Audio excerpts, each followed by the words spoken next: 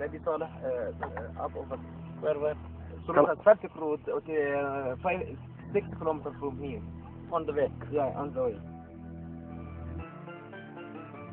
സീനാക്ക് സമീപം ഇസ്രായേല്യരെ താമസിപ്പിച്ച് 7359 അടി ഉയരമുള്ള ഈ സീനാ പർവ്വതത്തിന്റെ മുകളിൽ 40 ദിവസം ഭജനമിരിക്കുവാൻ അല്ലാഹു മൂസായോട് കൽപ്പിച്ചു.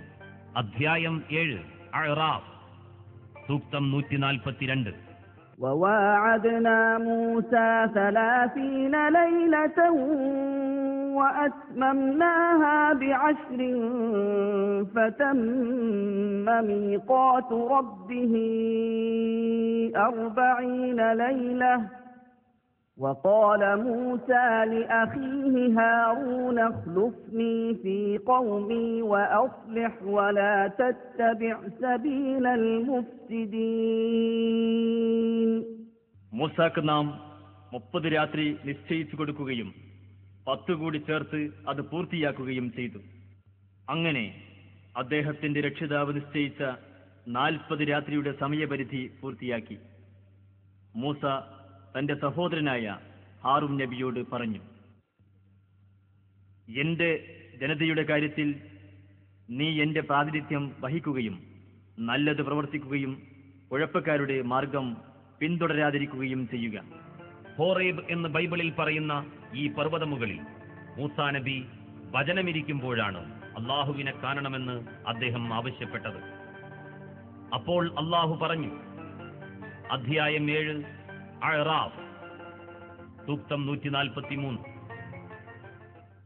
നീ എന്നെ കാണുകയില്ല, എങ്കിലും അടുത്തൊരു മലയിലേക്ക് നോക്കൂ.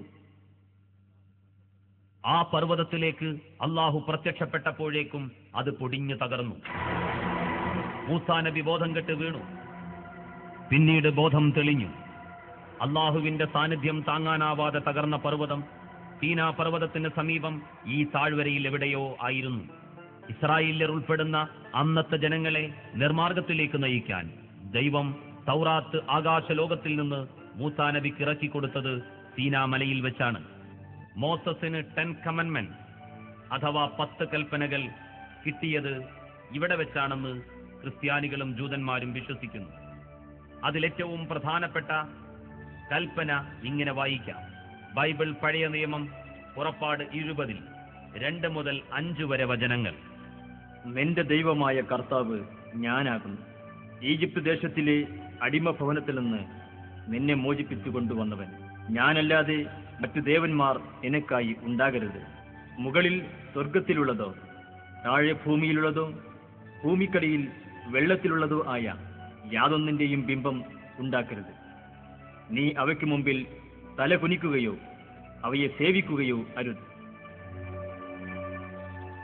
പർവ്വതത്തിന്റെ ഏറ്റവും മുകളിൽ ജസ്റ്റീനിയൻ ചക്രവർത്തി നിർമ്മിച്ച ചർച്ച്.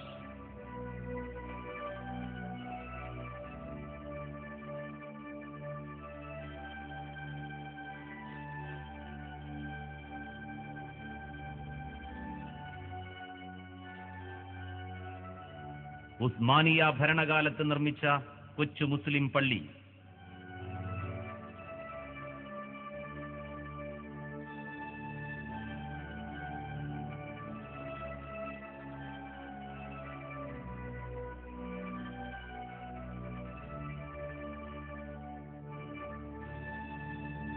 മൂസാ നബി സീനാ പർവ്വതത്തിൽ നിന്ന് തിരിച്ചു വന്നപ്പോഴേക്കും ഇസ്രായേല്യരിൽ ഒരു വിഭാഗം സാമിരി എന്ന സ്വർണ്ണപ്പണിക്കാരൻ ഉണ്ടാക്കിക്കൊടുത്ത സ്വർണ്ണ പശുക്കുട്ടിയെ പൂജിച്ച് അള്ളാഹുവിന്റെ കോപത്തിനിരയായത് ഈ വാദി റാഹയിൽ താമസിക്കുമ്പോഴാണ്.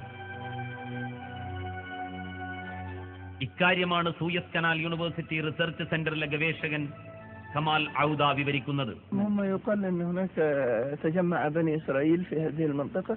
وانتظروا سيدنا موسى حينما ذهب إلى ميقات. ഇക്കാര്യമാണ് സൂയസ് കനാൽ യൂണിവേഴ്സിറ്റി റിസർച്ച് സെന്ററിലെ ഗവേഷകൻ കമാൽ ഔദ വിവരിക്കുന്നത്. هم يقال أن هناك تجمع بني إسرائيل في هذه المنطقة وانتظروا سيدنا موسى حينما ذهب إلى ميقات ربه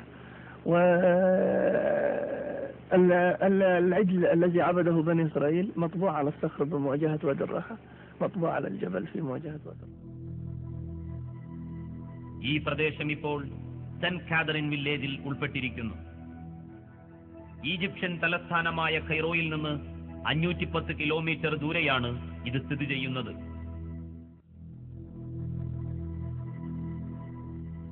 പിന്നീട് മൂസാ നബിയുടെ സഹായിയായി അള്ളാഹു നിശ്ചയിച്ചു കൊടുത്ത ഹാറൂൻ നബി നിര്യാതനായി. അദ്ദേഹത്തിന്റെ ഖബറിന്മേൽ ക്രിസ്ത്യാനികൾ സ്ഥാപിച്ച കെട്ടിടമാണ് തുവാ താഴ്വരയിലേക്ക് പ്രവേശിക്കുമ്പോൾ ഈ കുന്നിൻ മുകളിൽ കാണുന്നത്.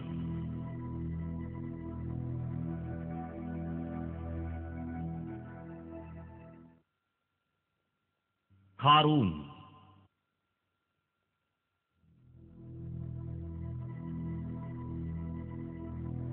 മൂസാ നബിയുടെ കാലത്ത് അഥവാ BC 13-ാം നൂറ്റാണ്ടിൽ ഇസ്രായേൽ സന്തതികളിൽപ്പെട്ട ഒരു ധനാഢ്യൻ ജീവിച്ചിരുന്നു.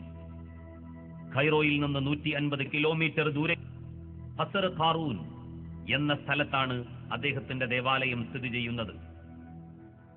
ഖുർആൻ പറയുന്നു, അധ്യായം 28 ഖസസ് സൂക്തം 76,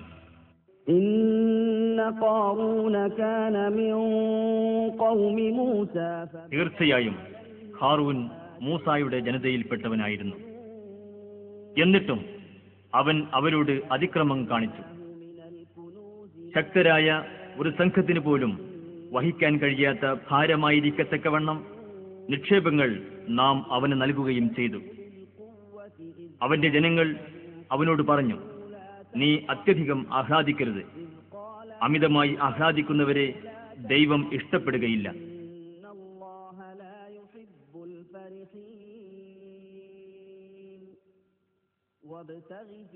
ഇത് ഖാറൂന്റെ കിണർ,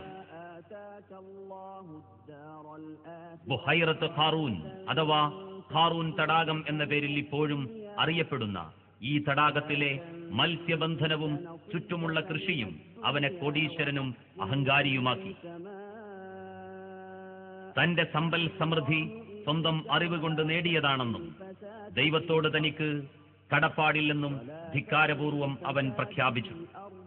പ്രതിഫല നാളിനെ അവൻ നിഷേധിച്ചു തള്ളി. മാത്രമല്ല, അവൻ ഗുണ്ടായിസത്തിന് ഒരുങ്ങുകയും മൂസാ നബിക്കെതിരിൽ നിരവധി ആരോപണങ്ങൾ ഉന്നയിക്കുകയും ചെയ്തു. തന്റെ പ്രൗഢി ജനങ്ങൾക്കിടയിൽ പ്രദർശിപ്പിക്കാൻ അവനൊരു പ്രകടനം നടത്തി. ഭൗതിക ലോകം പരീക്ഷണത്തിനുള്ള താൽക്കാലിക ലോകം മാത്രമാണെന്ന് ഉറച്ചു വിശ്വസിക്കുന്നവർക്ക് അവന്റെ പ്രൗഢിയിൽ യാതൊരു അസൂയയോ പരിഭവമോ അസംതൃപ്തിയോ അനുഭവപ്പെട്ടില്ല. എന്നാൽ വിശ്വാസത്തിൽ ബലഹീനരായ ആളുകൾ അതുപോലെ തങ്ങൾക്ക് കിട്ടിയില്ലല്ലോ എന്ന് പരിഭവിച്ചു. അധികം താമസിച്ചില്ല, അവനെയും അവന്റെ വീടിനെയും അള്ളാഹു ഭൂമിയിലേക്ക് താഴ്ത്തിക്കളഞ്ഞു. ഈ സ്ഥാനത്ത് നിസ്സഹായനായി ഭൂമിയിലേക്ക് താഴ്ന്നുപോയ അവനെയും പരിവാരങ്ങളെയും രക്ഷിക്കാൻ ആർക്കും സാധിച്ചില്ല. വഞ്ചനയിലൂടെയും അല്ലാതെയും പണം സമ്പാദിച്ചു നാട്ടിൽ ഗുണ്ടായിസം നടത്തുന്നവർ ഓർക്കുക, അന്ന് ഖാറൂനെ ആഴ്ത്തിക്കളഞ്ഞ അള്ളാഹുവിന് നിങ്ങളെയും നിഷ്പ്രയാസം നശിപ്പിക്കാൻ സാധിക്കും. കൂടാതെ പരലോകത്തിലെ നരകശിക്ഷ എന്തുമാത്രം കഠിനകഠോരവുമാണ്. വിനീതരാവുക, നന്മയിലേക്ക് മടങ്ങുക, അള്ളാഹുവോട് നന്ദി കാണിക്കുക. ബൽഖീസ് രാജ്ഞിയുടെ കൊട്ടാരം. ഫലസ്തീനിൽ ജീവിച്ചിരുന്ന ദാവൂദ് നബിയുടെ പുത്രൻ സുലൈമാൻ അലൈഹിസ്സലാം എന്ന പ്രവാചകൻ പിതാവിന് ശേഷം രാജാവായി അധികാരമേറ്റു. അദ്ദേഹത്തിന് അള്ളാഹു നൽകിയ നിരവധി അമാനുഷിക സിദ്ധികളിൽ ഒന്നായിരുന്നു പക്ഷികളുമായി സംസാരിക്കാനുള്ള കഴിവ്. യമനിലെ മഗ്രിബിനടുത്ത് താമസിച്ചിരുന്ന സബഅ് ഗോത്രക്കാർ അവരുടെ രാജ്ഞിയായ ബൽഖീസിന്റെ നേതൃത്വത്തിൽ സൂര്യനെ ആരാധിക്കുന്നതായി താൻ കണ്ടുവെന്ന് മരംകൊത്തി പക്ഷി സുലൈമാൻ